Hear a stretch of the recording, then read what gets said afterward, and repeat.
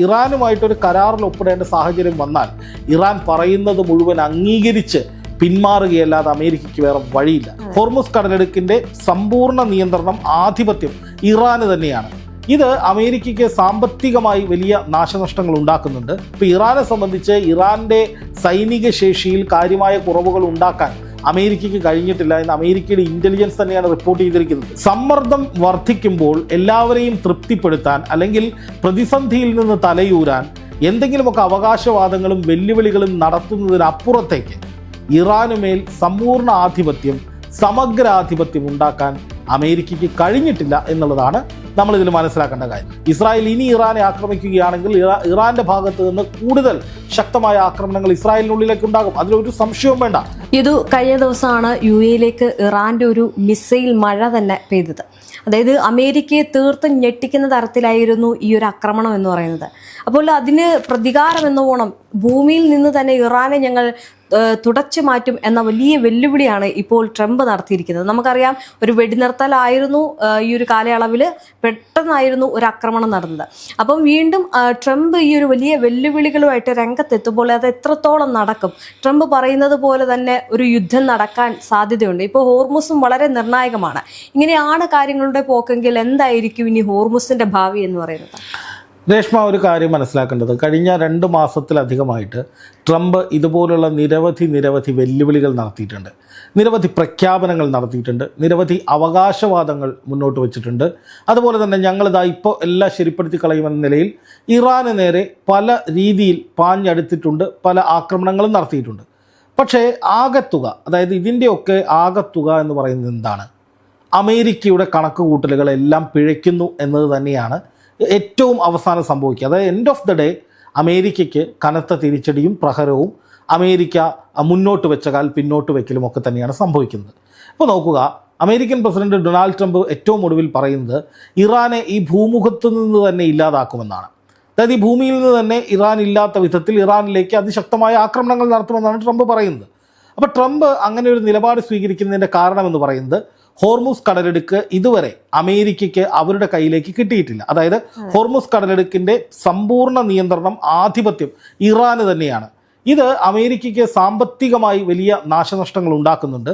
അതുപോലെ അറബ് രാജ്യങ്ങൾ വലിയ തോതിൽ അമേരിക്കയുടെ മേൽ സമ്മർദ്ദം ചെലുത്തുന്നുണ്ട്. അതുപോലെ തന്നെ ഇനിയും ഈ സാഹചര്യം തുടർന്നാൽ ഡോളറിന്റെ മൂല്യം കൂപ്പുകുത്താനിടയുണ്ട്.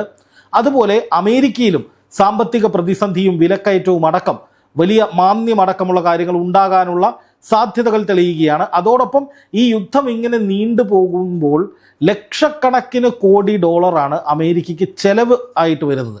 അതായത് ഓരോ ദിവസവും യുദ്ധം ഇങ്ങനെ നീളുമ്പോൾ, ഇപ്പോഴത്തെ ഈ സൈനിക നീക്കങ്ങൾ തുടരുമ്പോൾ സ്വാഭാവികമായിട്ടും അമേരിക്കയ്ക്ക് കൂടുതൽ സന്നാഹങ്ങൾ ഇറക്കേണ്ടി വരും. അപ്പോൾ അതിനൊക്കെ വലിയ മുതൽ മുടക്ക് വരുന്നുണ്ട്. അത് അമേരിക്കയുടെ സാമ്പത്തിക മേഖലയുടെ അല്ലെങ്കിൽ സാമ്പത്തിക അടിത്തറയുടെ പകുതിയിലധികവും ഇപ്പോൾ യുദ്ധത്തിലേക്കാണ് കോൺസെൻട്രേറ്റ് ചെയ്യപ്പെട്ടിരിക്കുന്നത്. ഈ പണമെന്ന് പറയുന്നത് ഈ യുദ്ധം വിജയിച്ചാലും പെട്ടെന്ന് അമേരിക്കയ്ക്ക് തിരിച്ചു പിടിക്കാൻ കഴിയുന്ന ഒരു കാര്യമല്ല. അപ്പോൾ അതുകൊണ്ടാണ് അമേരിക്ക കുറേ കൂടി വ്യാവസായികമായ താല്പര്യങ്ങൾ ഈ വിഷയത്തിൽ ഉയർത്തുന്നത്. അതായത് ഇറാൻ്റെ എണ്ണശേഖരം പിടിച്ചെടുക്കുക, അല്ലെങ്കിൽ ഇറാൻ്റെ എണ്ണപ്പാടങ്ങൾ സ്വന്തമാക്കുക, ഇറാൻ്റെ ആണവോർജം, സമ്പുഷ്ടീകരിച്ച യുറേനിയം തട്ടിയെടുത്തു കൊണ്ടുപോവുക, ഇങ്ങനെയുള്ള പല വിക്രിയകൾക്കും അമേരിക്ക തയ്യാറായത് സാമ്പത്തികമായി ഗുരുതരമായ പ്രത്യാഘാതങ്ങൾ ഈ യുദ്ധത്തിലൂടെ അമേരിക്കയ്ക്ക് ഉണ്ടാകുന്നു എന്നുള്ളത് കൊണ്ടാണ്. അപ്പോൾ സർവ്വതും തകർന്നിരിക്കുന്ന അമേരിക്കയെ സംബന്ധിച്ച്, അല്ലെങ്കിൽ കണക്കുകൂട്ടലുകൾ മുഴുവൻ പിഴച്ചിരിക്കുന്ന അമേരിക്കയെ സംബന്ധിച്ച് എന്തെങ്കിലും ഒന്ന് ഇമ്മീഡിയറ്റ് ആയിട്ട് ചെയ്തേ പറ്റൂ.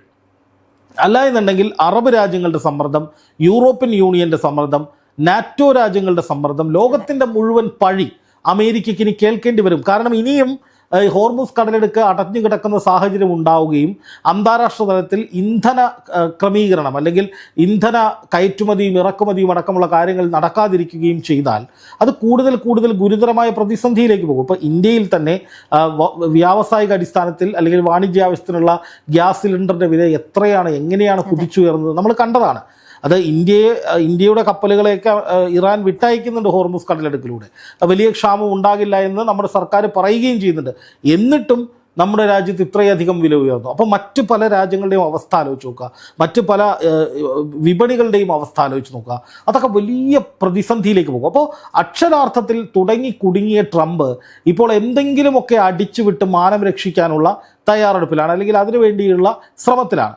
പക്ഷേ അപ്പോഴും ഇറാനെ പരിപൂർണമായി ഇല്ലാതാക്കുമെന്ന് പറയുമ്പോഴും, ഇറാനെ ഞങ്ങൾ വരുതിയിൽ കൊണ്ടുവരുമെന്ന് അവകാശപ്പെടുമ്പോഴും അമേരിക്കയ്ക്ക് കനത്ത തിരിച്ചടികൾ കിട്ടുകയാണ്.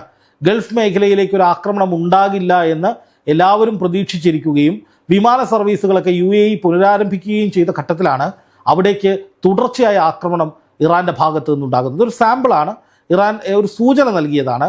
അതായത് ഇനിയും ഹോർമുസിൽ ഉപരോധം തുടരുകയാണ് അമേരിക്ക ചെയ്യുന്നതെങ്കിൽ, ഞങ്ങൾക്ക് നേരെ വെല്ലുവിളികൾ തുടരുകയാണ് അമേരിക്ക ചെയ്യുന്നതെങ്കിൽ, ഇതിനും വലിയ ആക്രമണങ്ങൾ നടത്താൻ ഞങ്ങൾക്ക് ശേഷിയുണ്ട് എന്ന് പറഞ്ഞുകൊണ്ട് 2 ആക്രമണങ്ങളാണ് ഇറാൻ നടത്തിയത്. ഒന്ന് ഫുജൈറയിലെ ഓയിൽ റിഫൈനറി കേന്ദ്രങ്ങൾ അടക്കമുള്ള പ്രദേശങ്ങളിലേക്ക്. രണ്ടാമത്തെ ആക്രമണം നടത്തിയതെന്ന് പറയുന്നത് അമേരിക്കയുടെ പടക്കപ്പലുകൾക്ക് നേരെയാണ്. അതായത് ഹോർമുസ് കടലിടുക്ക് പിടിച്ചെടുക്കാൻ അമേരിക്കയുടെ പടക്കപ്പലുകൾ വരുന്നു. ഹോർമുസിൽ കെട്ടിക്കിടക്കുന്ന കപ്പലുകൾ, വാണിജ്യ കപ്പലുകളെ അമേരിക്കൻ പടക്കപ്പലുകളുടെ അകമ്പടിയോടുകൂടി കൊണ്ടുപോകുമെന്നാണ് ട്രംപ് പറയുന്നത്. അതെ, ഓപ്പറേഷൻ ഫ്രീഡം എന്ന് പറയുന്ന പ്രൊജക്ട് ഫ്രീഡം എന്ന് പറയുന്ന ഒരു പദ്ധതി ട്രംപ് പ്രഖ്യാപിക്കുകയും ചെയ്തു. പക്ഷെ അത് പ്രഖ്യാപിച്ച് ഇത്രയും നേരമായിട്ടും, എത്രയോ മണിക്കൂറുകളായി, 2ാം ദിവസത്തിലേക്ക് കടക്കാണ്. എന്നിട്ടും ഇതുവരെയും ഒരൊറ്റ കപ്പൽ പോലും അമേരിക്കൻ പടക്കപ്പലുകളുടെ അകമ്പടിയോടുകൂടി ഹോർമുസ് കടന്നു പോയിട്ടില്ല. അതിൻ്റെ അർത്ഥം സമ്മർദ്ദം വർദ്ധിക്കുമ്പോൾ എല്ലാവരെയും തൃപ്തിപ്പെടുത്താൻ, അല്ലെങ്കിൽ പ്രതിസന്ധിയിൽ നിന്ന് തലയൂരാൻ എന്തെങ്കിലുമൊക്കെ അവകാശവാദങ്ങളും വെല്ലുവിളികളും നടത്തുന്നതിനപ്പുറത്തേക്ക് ഇറാനുമേൽ സമ്പൂർണ്ണ ആധിപത്യം, സമഗ്രാധിപത്യം ഉണ്ടാക്കാൻ അമേരിക്കയ്ക്ക് കഴിഞ്ഞിട്ടില്ല എന്നുള്ളതാണ് നമ്മളിതിൽ മനസ്സിലാക്കേണ്ട കാര്യം. അപ്പോൾ ഈ ഒരു അമേരിക്ക ഇത്രയും വെല്ലുവിളി നടത്തുന്നുണ്ടെങ്കിലും ആ ഒരു ഘട്ടത്തിലേക്ക്, യുദ്ധത്തിൻ്റെ ആ ഒരു ഘട്ടത്തിലേക്ക് നീങ്ങുന്നില്ല എന്നുണ്ടെങ്കിൽ, നമ്മൾ കഴിഞ്ഞ ദിവസങ്ങളിൽ കണ്ടതാണ് ഇസ്രയേലിലേക്ക് സൗജന്യ ആയുധങ്ങളൊക്കെ കൊടുക്കുന്ന. അപ്പം ഏതെങ്കിലും ഒരു തരത്തിൽ അമേരിക്ക ഒരു ആക്രമണം നടത്തിയില്ലെങ്കിൽ ഇസ്രയേലിൻ്റെ രീതിയിലേക്ക്, അല്ലെങ്കിൽ ഇസ്രയേലിനെ നിർത്തിക്കൊണ്ടൊരു ആക്രമണത്തിന് സാധ്യതയുണ്ടോ? അല്ല, ഇസ്രായേലിനെ സംബന്ധിച്ച് ഇസ്രായേലിന് യുദ്ധം തുടരണമെന്ന് തന്നെയാണ് ആഗ്രഹം. ഇസ്രായേലിന് ഇറാനെ പരിപൂർണമായി തകർക്കണം. ഇറാൻ, അതായത് പലസ്തീനിൽ ഗസയിൽ എന്താണോ ചെയ്തത് അതിൻ്റെ 10 മടങ്ങ് ആക്രമണം ഇറാനിലേക്ക് നടത്തി അവിടെ ഒരുപാട് പേരെ വധിച്ച് അവിടുത്തെ ഭൂമിശാസ്ത്രപരമായ പ്രത്യേകതകൾ മുഴുവൻ ഇല്ലാതാക്കി, കെട്ടിടങ്ങളും സൈനിക കേന്ദ്രങ്ങളും മുഴുവൻ തച്ചുടച്ച് ഒരു മരുഭൂമി കണക്കാക്കി അതിൽ ആനന്ദം കണ്ടെത്താനാണ് ഇസ്രായേൽ ശ്രമിക്കുന്നത്. പക്ഷേ ഗസയെ പോലെ അല്ല ഇറാൻ. ഗസയിൽ സാധാരണക്കാരായ നിരാലംബരായ മനുഷ്യരാണ്, അവർക്ക് നേരെയാണ് ആക്രമണങ്ങൾ നടക്കുന്നത്. ഹമാസിനെ പരിപൂർണമായി ഇല്ലാതാക്കാൻ ഇപ്പോഴും ഇസ്രായേലിന് കഴിഞ്ഞിട്ടില്ല. ഇസ്രായേലിൻ്റെ തന്നെ കണക്കുകൾ പ്രകാരം ഏതാണ്ട് 60% ഹമാസിൻ്റെ ആളുകൾ ഇപ്പോഴും ടണലുകളിലുണ്ട്. അവരെ പരിപൂർണമായി നശിപ്പിക്കാൻ ഇസ്രായേലിന് കഴിഞ്ഞില്ല. അപ്പോൾ ഇസ്രായേൽ ആക്രമണം നടത്തിയത് മുഴുവൻ സാധാരണക്കാരായ സ്ത്രീകളും കുട്ടികളും ഒക്കെ അടങ്ങുന്ന ടെൻറ്റുകളിൽ ഭയന്ന് ജീവിക്കുന്ന മനുഷ്യരുടെ നെഞ്ചത്ത് ബോംബിട്ടിട്ടാണ് ഇസ്രായേൽ ഞങ്ങളെന്തോ വലിയ സംഭവം ചെയ്തേ എന്ന മട്ടിൽ അഹങ്കരിച്ചത്. പക്ഷേ ആ അഹങ്കാരവുമായിട്ട് ഇറാൻ്റെ അടുത്ത് ചെന്നപ്പോൾ ഇറാൻ ചുട്ട മറുപടി കൊടുത്തു. ഇസ്രായേൽ ഇനി ഇറാനെ ആക്രമിക്കുകയാണെങ്കിൽ ഇറാന്റെ ഭാഗത്ത് നിന്ന് കൂടുതൽ ശക്തമായ ആക്രമണങ്ങൾ ഇസ്രായേലിനുള്ളിലേക്ക് ഉണ്ടാകും. അതിലൊരു സംശയവും വേണ്ട. ഇസ്രായേൽ നഗരങ്ങൾ കത്തിയെരിയുകയും അവിടെ മരണസംഖ്യ ഉണ്ടാവുകയും ജനങ്ങൾ പരിപൂർണമായി ബങ്കറുകളിൽ കഴിയുകയും ഒക്കെ ചെയ്യുന്ന ഒരു സമീപകാല ചരിത്രം മുന്നിൽ ഉള്ളതുകൊണ്ട് തന്നെ ഇസ്രായേലിന് ഏതെങ്കിലും തരത്തിൽ ഈ യുദ്ധം അതിശക്തമായി നീട്ടിക്കൊണ്ടു പോകാൻ കഴിയില്ല. അങ്ങനെ നീട്ടിക്കൊണ്ടു പോവുകയാണെങ്കിൽ ഇറാന്റെ ഭാഗത്തു നിന്നുള്ള കനത്ത തിരിച്ചടികൾ ഏറ്റുവാങ്ങേണ്ടി വരും. നമ്മൾ ഒരു മാസം മുമ്പ് കണ്ടതുപോലെയുള്ള രക്തരൂക്ഷിതമായ ആക്രമണ പ്രത്യാക്രമണങ്ങൾ ഉണ്ടാവുകയും ചെയ്യും. ഇപ്പോൾ ഇറാനെ സംബന്ധിച്ച് ഇറാൻ്റെ സൈനിക ശേഷിയിൽ കാര്യമായ കുറവുകൾ ഉണ്ടാക്കാൻ അമേരിക്കയ്ക്ക് കഴിഞ്ഞിട്ടില്ല എന്ന് അമേരിക്കയുടെ ഇൻ്റലിജൻസ് തന്നെയാണ് റിപ്പോർട്ട് ചെയ്തിരിക്കുന്നത്. അമേരിക്കൻ ഇൻ്റലിജൻസ് റിപ്പോർട്ട് ഈ അടുത്ത കാലത്ത് പുറത്തു വന്നതിൽ പറയുന്നത് ഇറാൻ്റെ സൈനിക ശേഷി പൂർണ്ണമായും തകർക്കാൻ കഴിഞ്ഞിട്ടില്ല. ഇറാൻ്റെ അണ്ടർഗ്രൗണ്ട് വെപ്പൺസ് ഉണ്ട്. ഇറാന് കൂടുതൽ ഡ്രോണുകളും അതുപോലെ തന്നെ അവർ ഇതുവരെ പുറത്ത് കാണിക്കാത്ത തരത്തിലുള്ള രഹസ്യ ആയുധങ്ങളുമൊക്കെയുണ്ട്. അപ്പോൾ ഇനിയും യുദ്ധം ചെയ്യാനായിട്ട് പോയി കഴിഞ്ഞാൽ അത് വലിയ പ്രത്യാഘാതങ്ങൾ ഉണ്ടാക്കും. അതായത് ഇറാന് നേരെ ആക്രമണം നടത്താൻ കഴിയും, ഇറാനിൽ നാശനഷ്ടങ്ങൾ ഉണ്ടാക്കാൻ കഴിയും, ഇറാൻ്റെ സൈനിക മേധാവിമാരെ കൊലപ്പെടുത്താൻ കഴിയുമായിരിക്കും, IRGCയിലെ ആളുകളെ കൊലപ്പെടുത്താൻ കഴിയുമായിരിക്കും, ഇറാൻ്റെ ആയുധ ശേഖരത്തിൽ ചിലപ്പോൾ കുറവ് വരുത്താൻ കഴിയുമായിരിക്കും. പക്ഷേ ആത്യന്തികമായി ഇറാനെ വരിഞ്ഞു മുറുക്കുക, ഇറാനെ പിടിച്ചുകെട്ടുക എന്നുള്ളത് നടക്കില്ല എന്ന് അമേരിക്കൻ ഇൻ്റലിജൻസ് പോലും റിപ്പോർട്ട് ചെയ്തതായിട്ട് വാർത്തയുണ്ടായിരുന്നു. അപ്പോൾ സ്വാഭാവികമായിട്ടും നിലവിലെ സാഹചര്യത്തിൽ ഏതെങ്കിലും തരത്തിൽ ഇറാനെ ഭയപ്പെടുത്തുക, ഇറാനെ പ്രകോപിപ്പിക്കുക, ഇറാനെ സമ്മർദ്ദത്തിലാക്കുക എന്ന തന്ത്രം തന്നെയാണ് അമേരിക്ക പയറ്റുന്നത്. കാരണം ഇറാനുമായിട്ടൊരു കരാറിൽ ഒപ്പിടേണ്ട സാഹചര്യം വന്നാൽ ഇറാൻ പറയുന്നത് മുഴുവൻ അംഗീകരിച്ച് പിന്മാറുകയല്ലാതെ അമേരിക്കയ്ക്ക് വേറെ വഴിയില്ല. അങ്ങനെ വരുമ്പോൾ അത് അമേരിക്കയ്ക്ക് വലിയ കുറവാണ്, അത് അവർക്ക് വലിയ നാണക്കേട് ഉണ്ടാക്കും. ട്രംപിനെ സംബന്ധിച്ച് ലോക പോലീസ്, ലോക നേതാവ് എന്നുള്ള ആ ഒരു മുഖച്ഛായ തന്നെ ഇല്ലാതാകും, അല്ലെങ്കിൽ തകർന്ന് തരിപ്പണമാകും.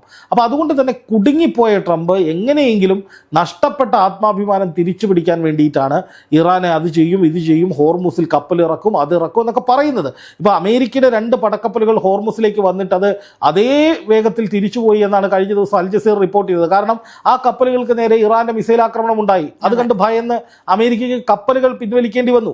അല്ലെങ്കിൽ തന്നെ നോക്കുക എത്ര കപ്പലുകളായി അമേരിക്ക ഇറക്കുന്നു. USS Abraham Lincoln, Gerald, Bush, പിന്നെ വേറെ എന്തൊക്കെയോ കപ്പലുകൾ ഇറക്കിയിട്ടുണ്ട്. ഈ കപ്പലുകളൊക്കെ വരുന്നു.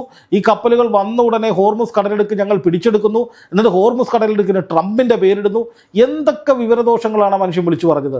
എന്നിട്ട് എന്തെങ്കിലും ഒന്ന് പിൻവലിക്കുന്നു ആ കപ്പലുകൾ. ഇപ്പോൾ USS ജെറാൾഡ് ഫോർഡും അതുപോലെ തന്നെ എബ്രഹാം ലിങ്കനും ഒക്കെ പിൻവലിക്കുന്ന ഒരു സാഹചര്യം ഉണ്ടായിട്ടുണ്ട്. തീർച്ചയായിട്ടും ഈ സകല കപ്പലുകളും എങ്ങോട്ടാണ് പോകുന്നത്? തിരിച്ചു പോവുകയാണ്.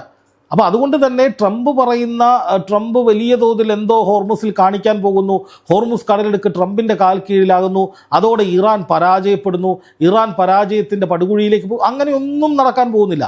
ഇപ്പോൾ ഇറാൻ ആക്രമണം നടത്താത്തത് വെടിനിർത്തൽ കരാർ നിലവിൽ വന്നിരിക്കുന്നു, വെടിനിർത്തൽ കരാർ ഉണ്ട് എന്നുള്ളത് കൊണ്ടാണ്.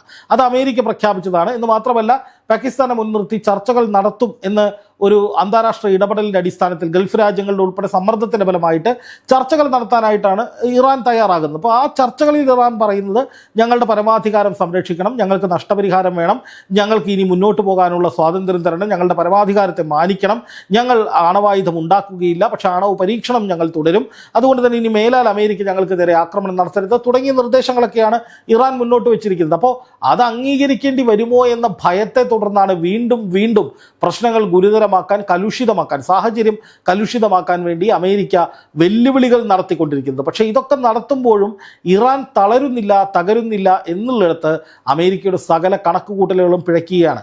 ഇനി ഇറാന് നേരെ ഒരു ആക്രമണത്തിനാണ് അമേരിക്ക മുതിരുന്നതെങ്കിൽ റഷ്യയും ചൈനയും വെറുതെ ഇരിക്കില്ല എന്നുള്ളതും നമ്മൾ മനസ്സിലാക്കണം.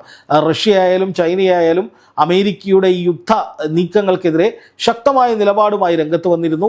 എന്ന് മാത്രമല്ല അങ്ങനെ ഇറാനെ ഒറ്റയ്ക്ക് വിട്ടുകൊടുക്കില്ല എന്നുള്ളതും അവർ പറയുകയും ചെയ്തിട്ടുണ്ട്. അപ്പോൾ ഒരിക്കലും ഒരു മഹായുദ്ധത്തിൻ്റെ പ്രതീതിയിലേക്ക് ഇതിനെ കൊണ്ടുപോകാൻ അമേരിക്ക താല്പര്യപ്പെടുന്നില്ല. എന്നാൽ അതേസമയം ഇറാനോട് തോറ്റു എന്ന നിലയിൽ ഒരു ഖ്യാതി ഉണ്ടാകാൻ വേണ്ടി ആഗ്രഹിക്കുന്നുമില്ല. അതുകൊണ്ട് തന്നെയാണ് അമേരിക്ക ഇപ്പോൾ വെല്ലുവിളികൾ നടത്തിക്കൊണ്ടിരിക്കുന്നത്. പക്ഷേ ആ വെല്ലുവിളികൾക്കപ്പുറം ഏതെങ്കിലും തരത്തിലുള്ള ഒരു സൈനിക നീക്കം ഉണ്ടായാൽ ഇറാൻ്റെ ഭാഗത്തു നിന്ന് അതിശക്തമായ തിരിച്ചടി ഉണ്ടാവുകയും ഹോർമുസ് കടലിടുക്ക് വീണ്ടും രക്തരൂക്ഷിതമായ പോരാട്ടങ്ങൾക്ക് വേദിയാവുകയും ചെയ്യും. അത് അമേരിക്കയ്ക്ക് ഒട്ടും ഗുണകരമാകില്ല. ലോകത്തിന് തന്നെ അത് വലിയ പ്രതിസന്ധികളും വലിയ തോതിലുള്ള തിരിച്ചടികളും ഉണ്ടാക്കും എന്നുള്ളതാണ് ഞാൻ മനസ്സിലാക്കുന്നത്.